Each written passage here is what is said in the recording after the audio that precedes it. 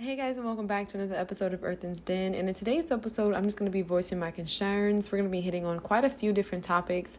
It's been a minute since I recorded a podcast, so I'm definitely happy to be back on the platform and just, vibing with you guys. So I know we've been seeing a lot of different content creators make posts talking about the self-love myth and things like that, but I'm so excited to just kind of do the future projects that I have in mind. So first and foremost, I want to start off by saying that slow and steady wins the race. I know that sounds like it's such a general statement, but it's so real. One of the things that I've learned about myself and my journey is that it's so important. It's so important to my becoming. It's so important that I go through the things that I go through before I arrive. I watch so many people take a course that will, take them to the next level or whatever like that. Like, don't get me wrong. I'm never opposed for investing in yourself. I'm never opposed, in regards to like investing in your future and things that you want to do. But there's really something said about what you learned along the way if you just take it one step at a time. There are so many things that I've learned about myself. There's so many questions that I had to ask myself, like, hey, coming into this next season, do you want to become this person that has this, or, you know what I mean? Like, I think because I'm taking my time with my journey, I'm actually able to navigate it a lot differently, in terms of like my own personal freedom. So I think sometimes what happens when you rush your journey, you get to a point where it's like, now you're making choices because you don't really have a choice, and I'm very thankful that I'm thankful for my journey and where I am, because I realize that I'm able to kind of just take one step at a time, and I'm able to really ask myself those hard questions like, hey, all right, if you do this, you know what I mean? And it looks a little different. I think my biggest concern with today, I don't really care to sit and talk about like the generations, because let me just be honest. What I've learned is that age doesn't really matter, right? I know a lot of people talk a lot of stuff about this new generation, I think they're Gen Z, if I'm not mistaken. A lot of people talk about Gen Z and they're like, they're X, Y, and Z. And that's not always true, because I actually know a lot of millennials who have similar mindsets, and people who maybe even like, I don't know if before that's the baby boomers or Generation X, but they have the same kind of like mindset. So I don't necessarily think all of this statistical rhetoric matters, just because I just kind of feel like, if anything, you can categorize people by their environments. I think that is a little bit more relevant in relative versus statistics. So that's first thing first. But my biggest concern is that when it comes to this new generation, I just said it, right? Because I think it's just habitual to say this new generation.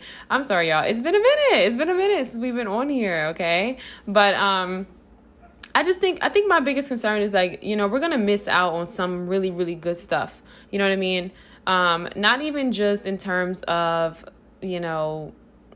like success or like learning things along the way. But I hear a lot of people talk about like relationships and how things are, man. It's just so crazy. I think, it's sad to see how social media has really broke down the societal norms, and how it has broken down just the world at large. You have a lot of people coming from broken homes on a platform, right? And then it's like, my biggest thing with therapy, I remember the reason why I told you I would never go to therapy. Like, you can play that episode back. I think that was like season 2. I actually did end up going to therapy really out of sheer curiosity. And what I found was, I think when it comes to therapy, we come to people not necessarily, really trying to get our needs met in a sense of like help. The reason why I say that is because I think when it comes to therapy, there's just no way that this one person can know everything about you and just everything, you know what I mean? Like, they can encourage your decisions, and they can kind of be in your corner as a support group. And I think that's kind of how I've always kind of seen therapy, is more so like a support group. It's nice to have someone, especially if you don't have any close friends, but I don't think at the end of the day, therapy is going to be the answer, and the reason I say that is because I just think that we give too much power to one person. Only God knows those things about you. Like, only God can really be the one to guide you and steer you and, you know what I mean, help you make better decisions and even in yourself, right? Like, it's your own self-reflective work. And so what I found with therapy oftentimes is like, there are a lot of therapists who kind of will drag out sessions, and then there are therapists who will generalize you, and then there will be therapists who, you know what I mean? My biggest concern with therapy, especially in the booming of now, was I felt like therapists, it was limited to a certain culture, a certain demographic. And I think in order to increase that, right, and get more clientele and things like that, I think, it was just more profitable to make it a normalization. And I think that's kind of where we are now. But I think therapy has just kind of been one of those things where I do think it's beneficial. I'm not going to say that it's not. Like I said, it's a support group. And I think because we are in today's society where clearly there's a lot of division, right? Social media creates this illusion of inclusivity, but it's not real. Like, we're actually really void of inclusivity. And I think that therapy can kind of bring that together for you if you're someone who doesn't have a lot of friends, or you're not talking to a lot of people, or you may work from home. It's very nice to meet with someone in regards to that. I think one of the things that I personally have learned to love about my parents is the sense of traditionalism, really because I like just the whole sense of being rooted. I know that trauma and things like that, it's a real thing. Like, hear me out. I'm definitely not saying like, let's not normalize it. Let's not, talk about the things that have hurt us. Like, we definitely want to be the game changers. But I think at the end of the day, it's so many layers on top of blackness, right? Like, the culture just of being black, and just, there's just so much to unpack there. And I just don't really think you can blame your parents for that. I don't think you can blame, your aunt or whoever for that. But I definitely think, there's a lot to look at in terms of like how you interact with people and how you, definitely, it can be insightful. But I just think at the end of the day, therapy has become this thing that has just kind of been like put on this pedestal where you have this person, which, for me, my biggest concern with a lot of these therapists is like, where do they come from? You have a lot of people who, one, maybe 15 years down the line, but, they may also be someone who may not be able to relate to you, right? They may not be someone who has that social awareness. They may not be someone who has a progressive mindset to really sit in the space with you and be like, okay, I see where you are, right? And then you have these therapists who are entirely too young to be in the field, right? This is what happens when you take courses and you just kind of, get into something, but you don't really have the study or the expertise more so, And I think that's the thing too, like that just concerns me with today. It's like everybody kind of gets online and it's like, hey, this is what it's going to be. This is my worth. And it's like, how did you calculate that, So I talked to you guys about the fitness thing and just how I'm just not here for it. I think you should eat healthy. I think you should eat, what's right for your body. I definitely think you should exercise your bones. Me personally, I am a very thin woman. I've always been very thin. I'm very healthy. Let me just say that I have a very healthy mind. I eat very healthy. I do walk. I have a dog, so I'm walking pretty regularly, and I just have a very low metabolism, high metabolism. High. I have a high metabolism. I think it's high. And that's just my genetics. So obviously, I definitely want to make sure that I'm making those things clear, because I say that to say working out for me has not been something that's been like a priority. But I definitely feel like for a lot of people, feeling like you have to have a certain body or you have to be in a certain space is so dangerous just for your own like care for yourself, Another piece of that is just kind of like when it comes to this whole self-love thing, you guys, I'm telling you right now, like you have to really start today. I know everybody's like, oh, it's something like, I'm not even going to say start today, because honestly, it's not something that you're looking for. Like, and that's where we just kind of go wrong in today's society. It just kind of sets us up to always be searching for something. Like, please start living your life today. Like, understand you're worthy today. You're worthy today. Okay. You're worthy today, period. And I think, the thing about socials is like, oh, we're working to be better people. Like, here's the thing, especially for my ladies, hear me very clearly with this right here, because this is major. And I want you guys to if you take nothing else away from this podcast, please take this. Honey, you can attract toxic partners and be like the healthiest, most beautifulest, most radiant woman. Why?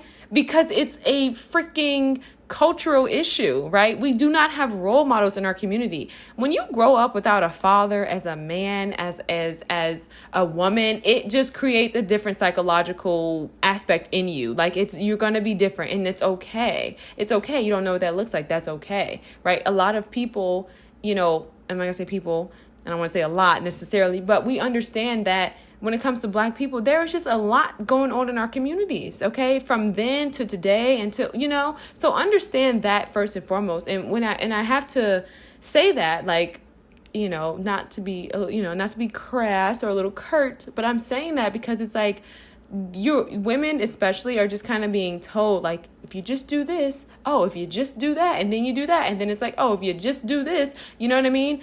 Listen, as a woman, it's okay to want a relationship. It's okay to date. It's okay to want to be loved. We're wired for love. We're wired for procreation. That is okay. That is why God created Adam and Eve. Okay, that is literally what we're here to do. Okay, we are here to multiply and to dominate the earth. So understand that whole thing in itself is okay. Like, there's nothing wrong, honey. That's an innate desire, right? But understand that you're not always going to meet God. This is why for me, it's like I have such a back and forth with the whole law of attraction and things like that, because I'm like, yo, like, that's not always the case. Sometimes you meet a person and it just didn't work out. Sometimes you meet a person and they're freaking crazy. And like, that doesn't mean that you did anything to attract this person. And I think that mindset with this whole law of attraction manifestation thing is what is setting so many women up. I see it heavily for women to just kind of be in a space where women are just like, you're ODing on the self-help, yo. Like, you are enough. Like, you are enough today. It's okay, period. Like, live your life. Like,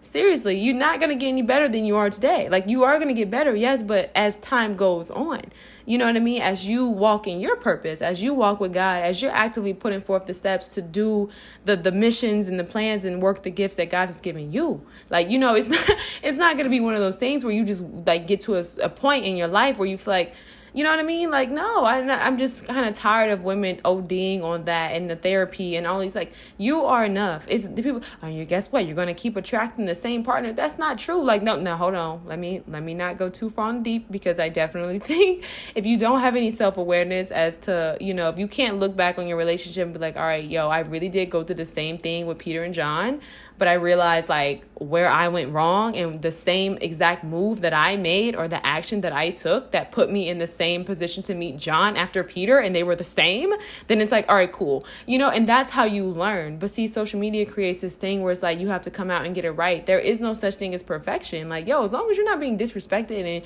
you know what I mean? Like, you have your standards, your own individual preferences and values and standards and things like that in alignment, and you prayed up, you should be fine. Like, don't beat yourself up over people and their actions, because this just has nothing to do with you. The thing about socials that just blows me oftentimes is because all of this stuff is like in the fine print. You know what I mean? Like, you'll see it, but it's not really one of those things where it's like you're not really getting a full understanding of it because you didn't go through it. You know what I mean? It's like, okay, yeah, you read about this and this and this in this book, but it's like, okay, you have a general understanding of it, but you ain't really go through it. So, you know what I mean? You ain't got that dirt on you. You know what I mean? Like, you don't have that. It's not giving what you think it's going to give. It's not the same thing. So you have to understand that. Another aspect of this too, you guys, my biggest concern is the wave of men today. I'm gonna tap on this just because I feel like I talked about it before, even though I said I really don't want to fall into the space of a relationship podcast, but this is my major concern. Honestly, the dudes today, it's not giving anything, quite frankly. I grew up with a father. I did have my mom and my dad. We didn't live together, but I had both of my parents. I also have grandparents. I had uncles and cousins and things like that. So I grew up with a lot of men. I grew up with a lot of manly men. And so I'm concerned about today, because I understand that as men don't grow up with fathers, you're kind of left victim to whatever the media, whatever messages you're seeing out there, right? It's like, if I don't know what this looks like, I'm growing. And I think this is the same for women too, right? That's why we have like the femininity movements where I tell you guys all the time, like, I'm advocating, like, please don't. You don't need to follow that. Like, you are a woman. It's within you. As you take care of yourself, you'll find, like, you know what I mean? Like, that essence is just who you are. You know what I mean? Like, and it's going to look different for every woman.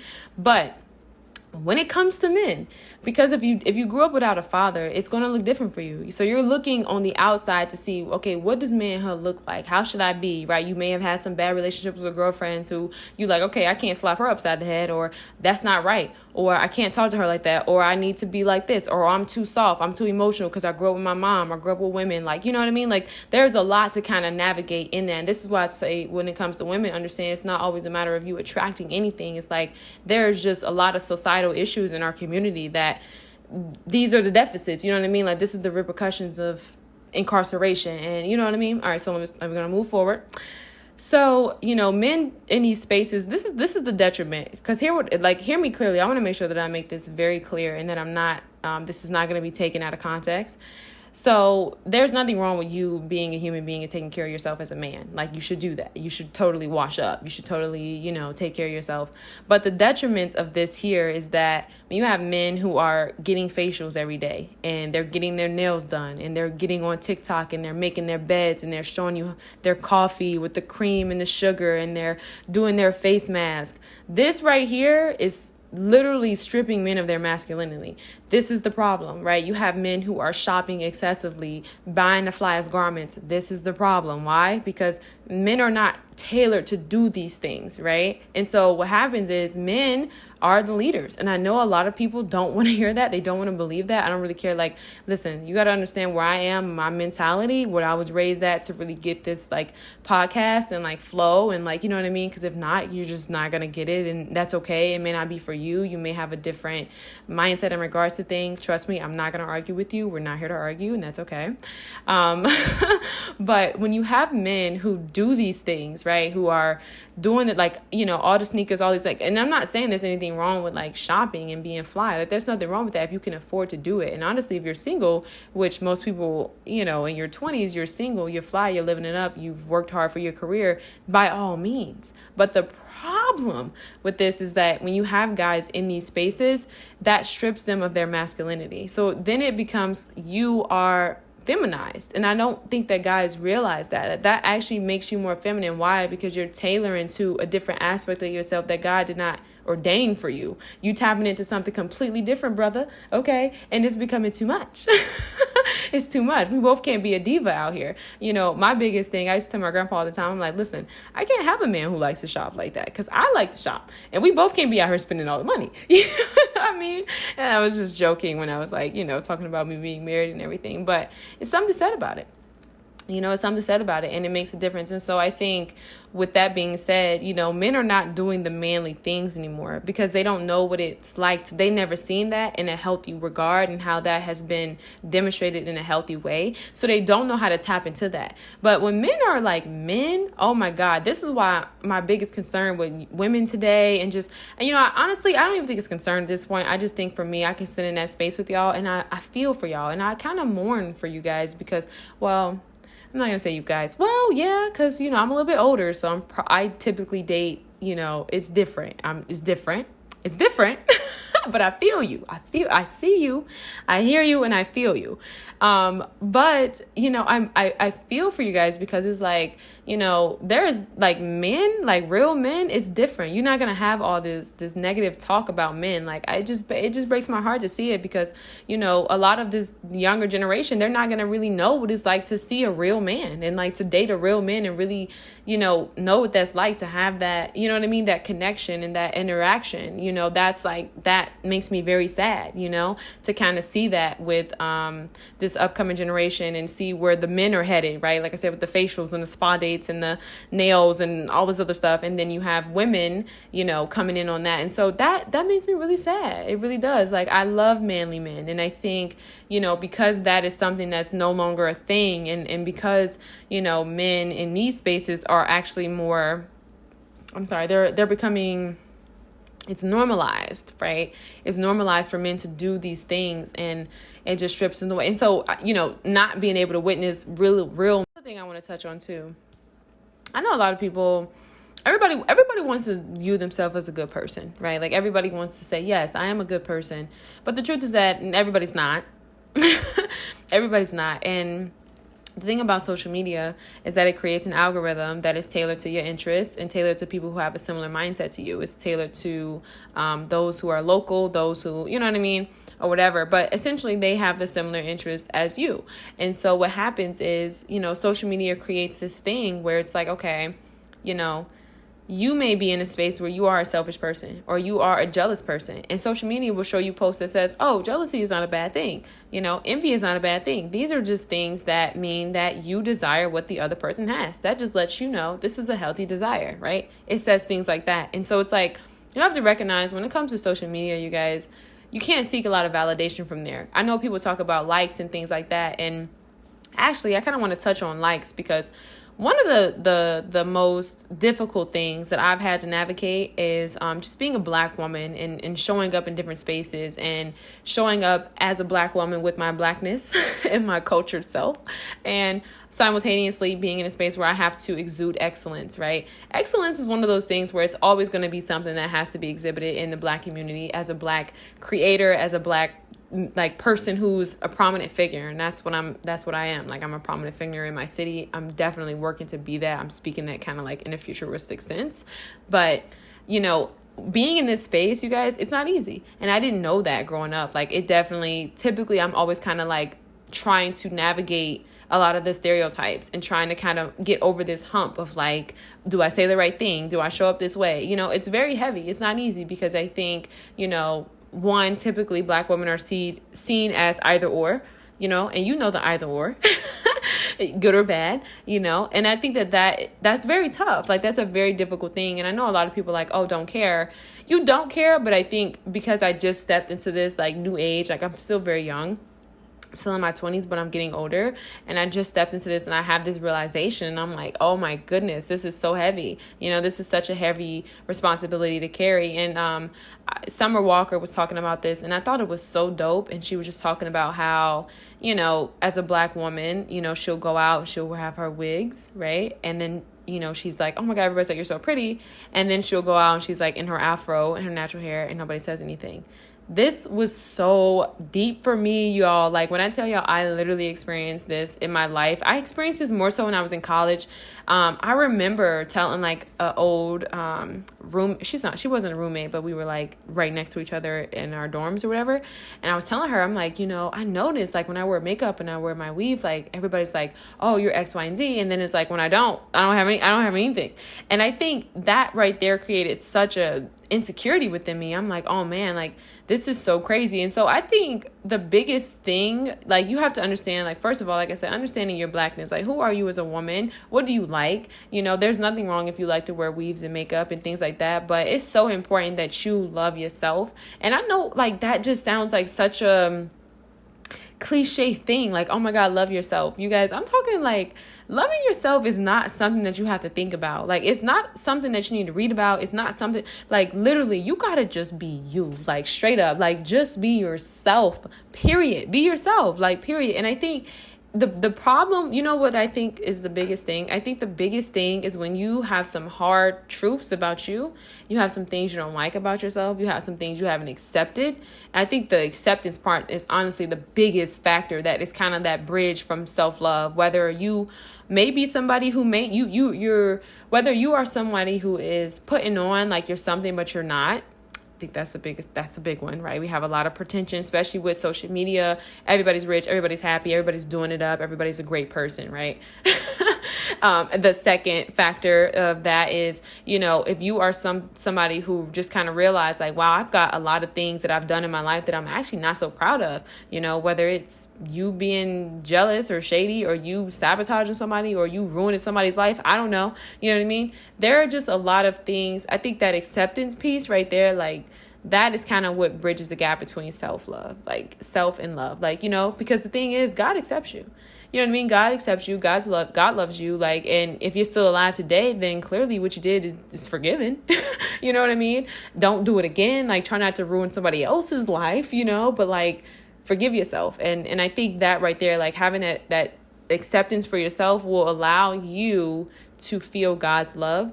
And that will allow you to kind of love yourself. But I don't think you need to really be taught self-love. I think you just got to accept everything about yourself, and I think that sometimes does come with some seasons of solitude. So you can kind of sit and figure out, like, who am I, So, yeah, I definitely grew up very much alone. I have a lot of siblings and I have a big family, but I've always just kind of been someone who was always really, like, freedom bound, honey, very much individualistic. My dad always instilled that in me, and I don't know, I just kind of really looked up to him, and he was always kind of like a lone ranger, and so I was like, all right, well, I'm gonna be like this guy, and so that is kind of where I kind of got my own sense of individuality. And I think, obviously everything I went through in school and just my life, I think that God kind of used a lot of that stuff for my benefit and he used it for my good, most definitely. So I think that's kind of where I've developed such a strong sense of self.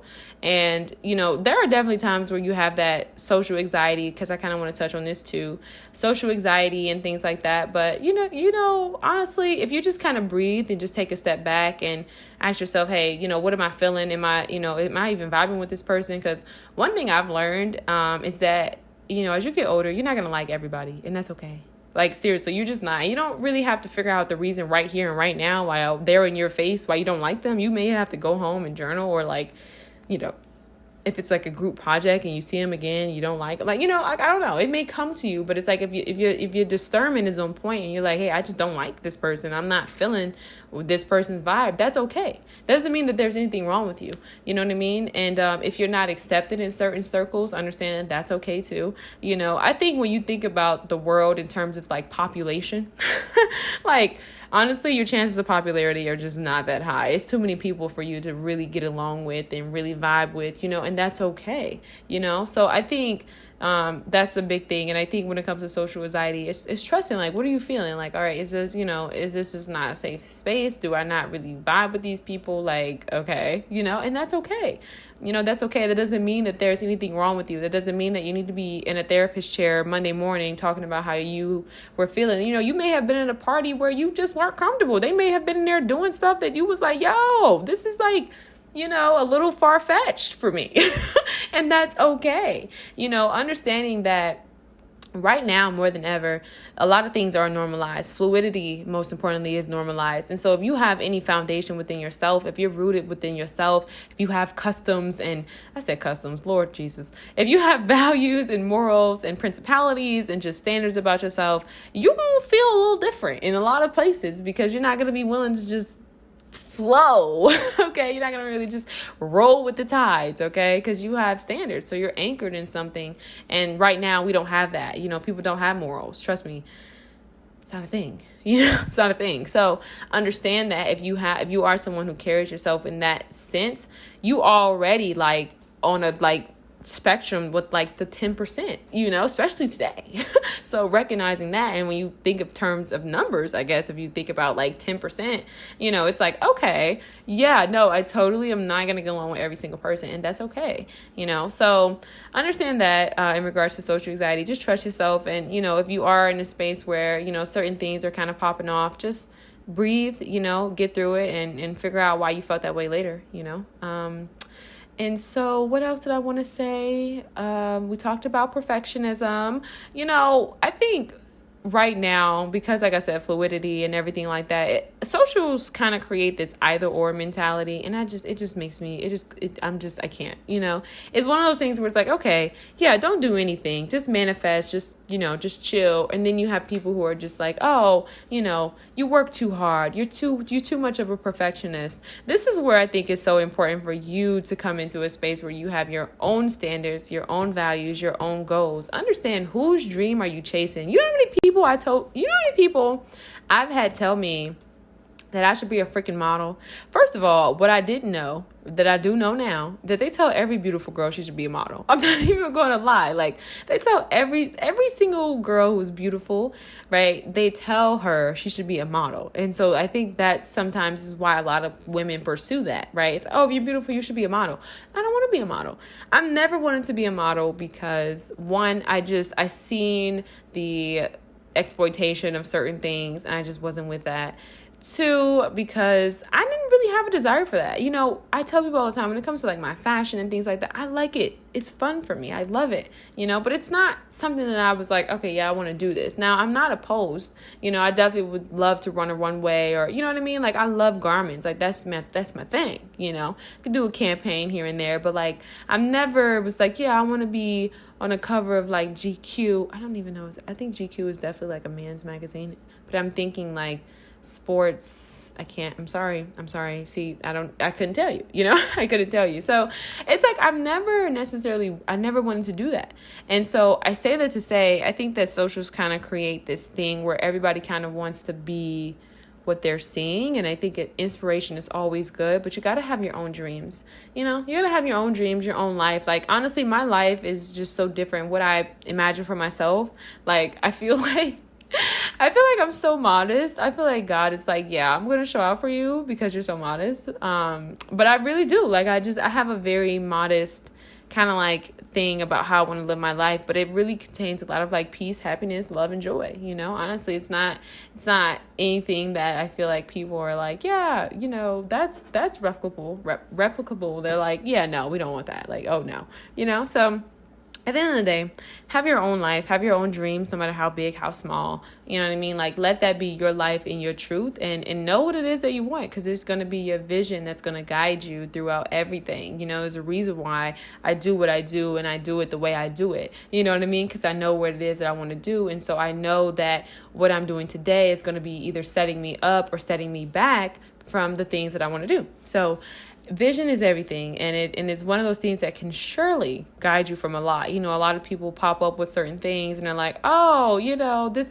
Listen, honey, I think life will happen on its own, and I think life happens enough, right? Like, life is going to do what life do. But I think if you have a vision, I know, if you have a vision, and when you have a vision for your life happens just like life just happens a little bit less for you. You know what I mean? Like, it happens a little bit less. It doesn't mean you have to be OD rigid and you're not really open to what God wants to do in your life. Because I definitely could say, like, I've learned that you have to create room for God in your life. Like, you just have to, because there was this vision that I wanted, this dream that I wanted, honey. When I tell you, I was like, nothing could stop me. Girl, I was giving Sonic. Like, I was going 100 and like, you know what I mean? Like 100 miles per hour. I was definitely like all gas, no brakes. I was really, really serious about this vision, and I had to kind of give it up because I kept hitting a brick wall, and I just was so resilient. It's just funny because my dad always be like, you're so hard-headed. Like, why can't you?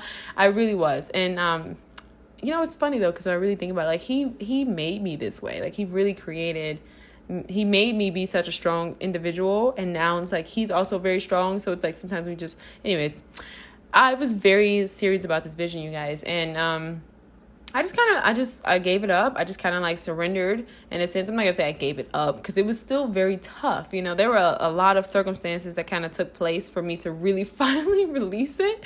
And I even found myself just recently, like, really seriously still having to release it. I was still trying to conjure up the plan to get back on board with that particular vision. Oh my gosh, it's so crazy. Yeah. So it wasn't easy to let go of that, because that's what I wanted. But I realized that as I let go of that, God opened up so many other possibilities, things that I never considered, things that I never thought of. And it was actually a lot better for my mind, body, and my spirit, for my purpose and just everything, when I kind of just went along with what he wanted for me. But it wasn't easy. It was not easy. I'm not going to sit here and say, like, I was like, all right, God, yeah, I'm going to go ahead and just follow your lead. Girl, I was very much every bit of like irritated, angry. I was frustrated in prayer, like letting God know how I felt about him. Girl, it was bad. I was definitely giving spoiled brat, but it worked out, honestly. So leave room for God to work in your life. Definitely develop a prayer life. And honestly, you guys, like, I gotta just say it again. Like, if this pod is for you, it's gonna be for you. Seriously, like, it's not gonna be for everybody. It's not gonna be for people who have different beliefs about certain things.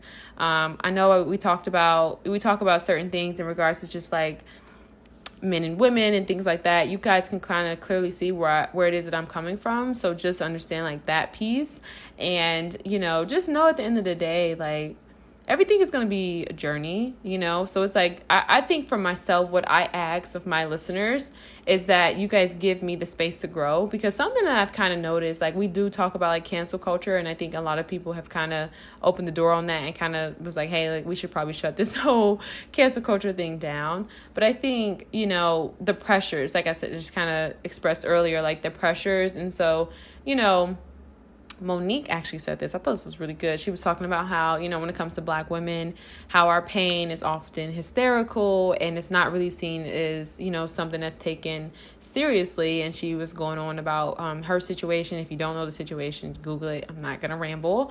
But she was just saying how, in that regard, how Black women, especially, can be advocating for something or speaking the truth their whole lives.